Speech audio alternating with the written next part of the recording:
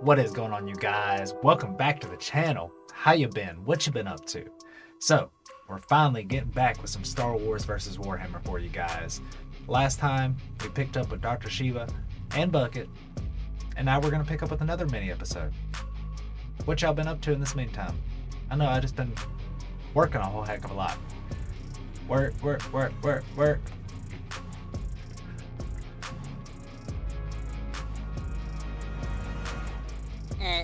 It's at 56%.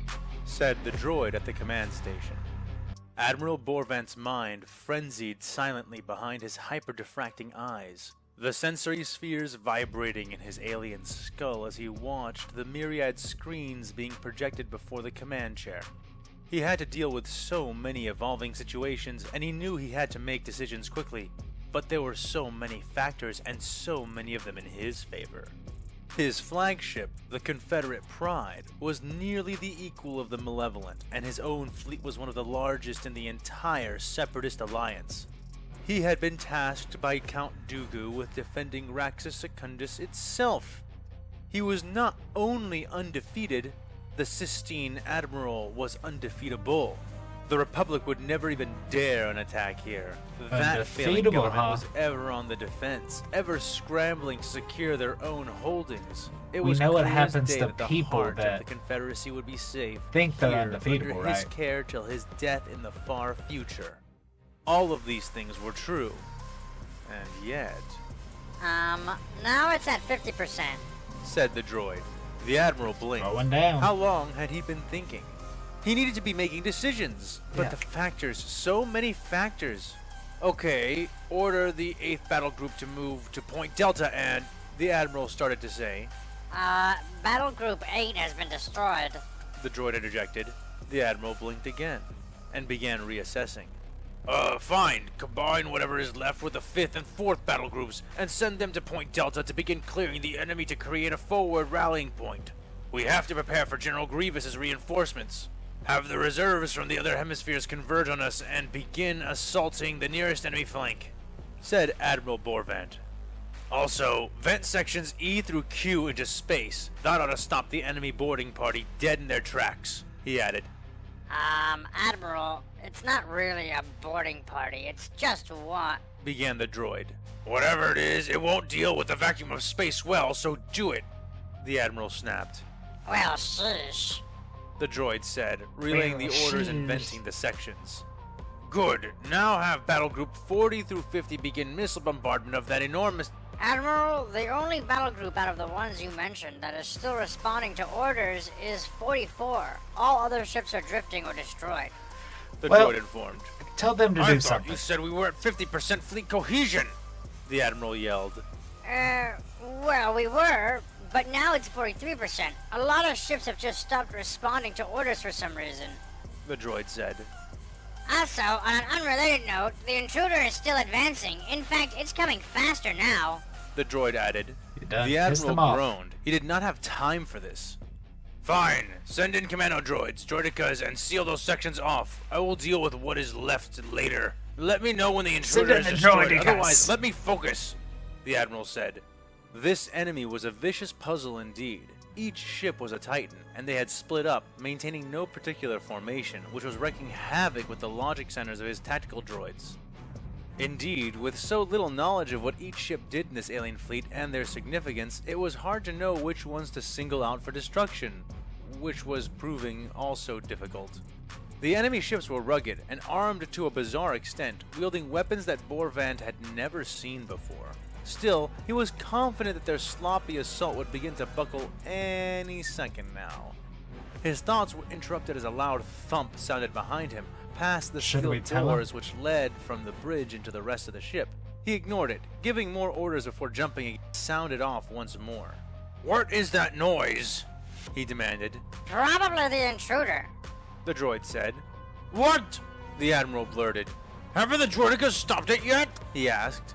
The droidicas were destroyed seconds after encountering it. The commando droids are about to find it, though. Do you want to see? The droid asked. The Admiral sighed and nodded his bulbous head sharply. On screen, he ordered. The droid complied. bringing up a hologram of the intruder, who was in the process of ripping and tearing its way through one of the bulkheads. The figure was a massive, armored monstrosity, 7.5 feet tall at least, Space and Marine. as bulky as a bull reek. We told him. And yet, for all that, the thing was agile as well, at least for its size. Each massive gauntleted hand was crowned by a long, burning claw at the tip of each finger. Fingers which it was using to rend its way through the ray-shielded doors of his ship. The claws had fields of their own, fields which burst and frayed the power of the ray shield emitters like a child's finger might pop a soap bubble. Borvan grit his teeth, his huge brain pulsating as he tried to compute his options.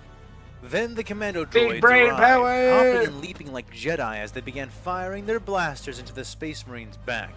The bolts sizzled and hissed, but did absolutely nothing to the bulky beast of a warrior, who turned to regard them with mechanical contempt, tearing at the bulkhead twice more before spinning and lunging at the commandos. I had thought they would be more agile. The Admiral mused as he watched the warriors' opening strikes. The acrobatic droids flipped and spun away with ease, and though there was a practice, Should we tell him, you guys, that he's about to get the floor mopped with his droids and then probably himself? Come on, man. Home dude is sticking his fingers through your ray shield. I think he's going to destroy your droids and you, but it's just me. a grace even, to the warrior's wide, arching sweeps. He was certainly no match for a Jedi when it came to swift movement. At least, those were his thoughts before, in one sudden backhanded swipe, the Told warrior you. neatly bisected all of the jumping droids while they were caught in mid-leap. As the pieces of the droids fell all around the red and gold clad warrior, understanding struck the genius alien admiral. Wow, how did he do that? The droid marveled. Before he realized it or stopped himself, Borvan found himself answering. I don't know. He figured out and predicted He's their huge. movement and attack patterns from watching them for just a few seconds, He said. Even as he spoke, he knew he was not doing the warrior justice. He had not missed, not truly. Every single swipe he had taken had been aimed towards making the attacking droids react with exactly that jump. Like dumb animals to the slaughter, he had corralled them and herded them straight into their defeat, having learned everything he needed to know just from what he had seen with his single sidelong glance. That's a real The big brain warrior, plan. for the Admiral was now truly convinced that it was a flesh and blood warrior and not some droid, stared up at the camera which was recording him, Bionics. glowing eye lenses somehow projecting a malice which struck Borvan just by bearing witness to it. The commandos wriggled and writhed around the Marine's feet, torsos halved, arms severed, but heads still intact. Without looking down from the lenses which watched him, the warrior lifted his foot and crushed one of them. The Admiral flinched back, the anger, the raw hostility projected by the act enough to shock him to his core. Who were these people? What in the galaxy did they want? Shut it off! He ordered. Nothing happened. Droid, did you hear me? I said shut off this monitor! He barked. Crunch. The warrior stepped on another commando, and another. How could he make killing droids look so brutal, seem so hateful? Oh, you ain't Borvan seen looked nothing over yet. at the B-1 manning the command console and saw it shivering and covering its photoreceptors. Blast you! Shut this off right now or I will have you scrapped for parts! He bellowed. I don't know if a fan with too much time is a fan of Dragon Ball Z, but with that right there, famous line by Vegeta. Do machines experience fear? I think this one does. But I don't want to look at it! The droid squealed. Crunch. Crunch. Do it! He's afraid. The Admiral insisted. Oh, okay, The droid muttered, peeking from between his fingers. Crunch! Ah! It shrieked, pressing a button almost at random. Instead of shutting the screen in front of the command chair down, it projected it as a larger hologram on the central emitter, depicting the massive, glaring marine in high-definition, three-dimensional malice to the entire droid bridge crew. Crunch! The crew screamed. What are you doing, you buzzhead? You're making it worse! I said shut it off! The Admiral roared, throwing his cane Shut at it the droid in off. question and knocking it on its head.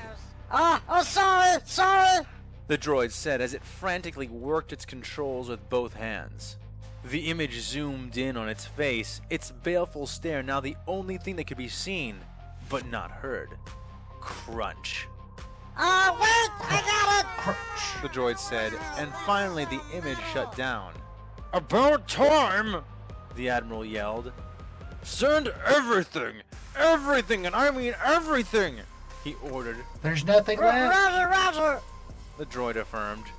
Now, give me a report on the battle groups. The Admiral began to say, trailing off as a light suddenly set the distant void silently aflame. The sight left him speechless, celestial fire blossoming out into a golden, haloed sphere before him, What's happening? thousands of kilometers wide. Did somebody blow a ship Flickering up? auroras came alive along the ray shielding of his ship, plainly visible as ribbons of rainbow fire which wound and spun around his and every other ship near him.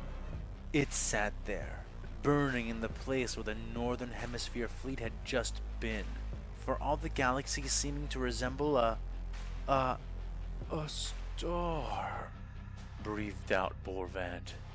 Slowly, the ball shrank, diminished, and flickered out, and the Admiral, no longer lit by its unnatural light, seemed to gain hold of his senses once more. The fleet! What is our fleet strength? He demanded. Well, to me it looks like we are now at 22%. Said the droid, flinching as he did. Borvan was aghast, but not for long, for soon fear replaced everything and anything else he was capable of feeling. What just happened? Thunk, thunk, thunk. The sound was so close. He stood up, passing through the holographic screens which were projected before him, and looking back towards the large door which led to the bridge. Thunk, thunk, crack. Wide scars spiderwebbed all across the surface of the door, but only briefly. Before the Sistine Separatist could draw his next breath, the door shattered like glass, its fragments spiraling out its lethal projectiles. Droids were smashed and sliced in half, consoles crushed and left as little more than sparking ruin. But, by sheer luck, Admiral Borvan found himself intact, though knocked to the ground. Still conscious when the armored intruder strode onto the bridge. His every You're dead, footstep son. seemed You're dead. casual, easy, and yet it trembled the ground, his massive metal boots sinking into the deck plates an inch and a half each time. It was like this thing, this space marine, was too hard, too heavy for this universe. Real Like heavy. an invasive entity, a lion suddenly lost in a world made out of meat and cotton candy.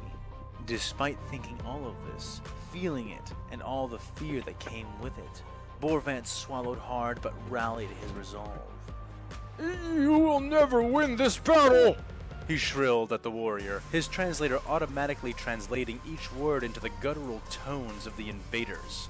Do you The not Space see Marine strode around the spot where what's the going Admiral on lay, around you, sir? seeming not to notice him, looking around the bridge, his air that of casual interest, almost indifference.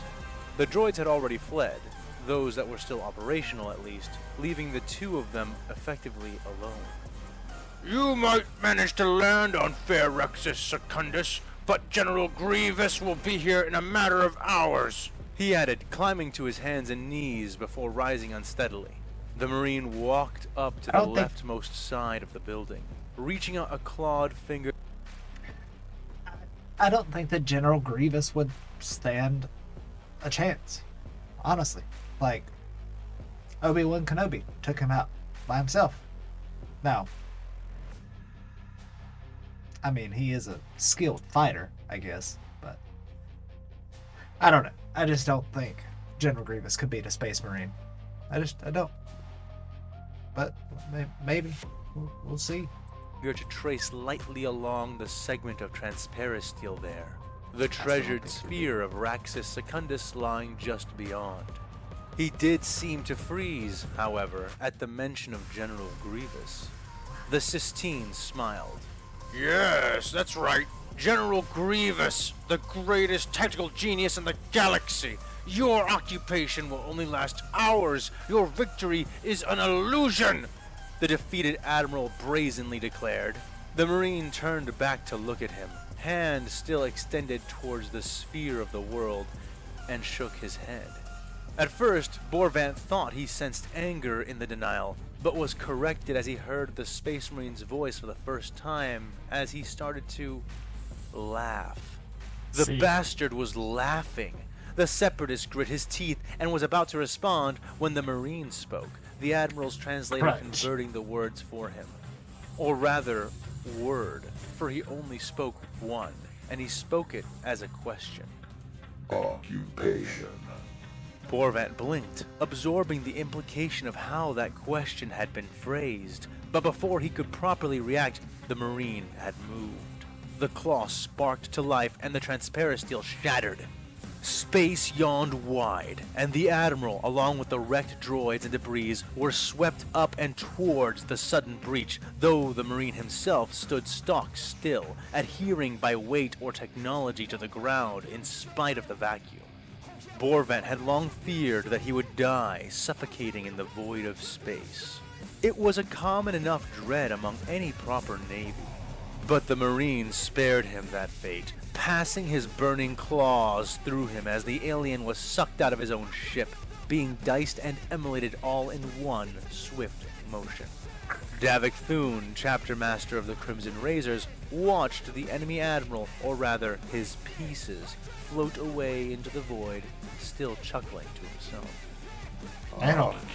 Occupation. He said to himself, shaking his head again. With a twitch of his thoughts, he activated the Vox within his Terminator power armor. Yes, master, said the captain of the ship, the de facto admiral of his fleet, Alarak Norn. We have a few hours before the arrival of their most respected commander, a General Grievous. Let's ensure we give him something to properly grieve when he arrives, said the chapter master. Yes, my lord. Should I make ready the cyclonic torpedoes? Asked Alarak. Nay, we shall not waste such vile weapons on this filth. This shall be done in the old way. Prepare for orbital bombardment, attack pattern, sins of charity. Very well, my lord. We will make ready the macro cannons, the bombardment cannons, the lance batteries, and the attack wings. We shall make ready, my lord, to brutalize them without mercy. Brutalize! As you commanded. Davik grinned, his filed teeth fitting perfectly together in a shark's own smile. Then let it be done. I grow weary of this weakness. Let us teach these Confederates the meaning of war. W-A-R. War. Alrighty, you guys. Well, that was one of the mini episodes. I have already forgotten the name of it, but I'm liking these mini episodes. It seems just straight to the point. We're getting some critical information. Yeah, we're getting some cool fights, critical information. I am excited to see what the next mini episode has in store for us.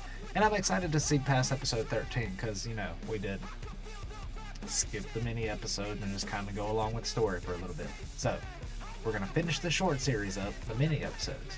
Then we'll go to episode 14. Now, that's what we're doing. That's what we're doing. But remember, guys, once we hit 2,000 subs, followers, subscribers, once we hit 2,000 subs, I'm going to be giving away that lightsaber over there. So just remember that. Once we get 2,000 subs, I'm going to be doing a giveaway. And it's likely going to be whoever has the most comments on these videos within, I guess in total. Yeah, we'll probably see. So, yeah, keep that in mind, you guys. But with that being said, that's going to be the end of the episode for tonight, guys. So, peace, love, happiness to you. Make sure you hit that like, subscribe button, beat them up, so you can maybe win that lightsaber. Yeah. But, y'all have a great rest of your night. Peace, love, happiness to you. And always, be easy, guys. Love y'all.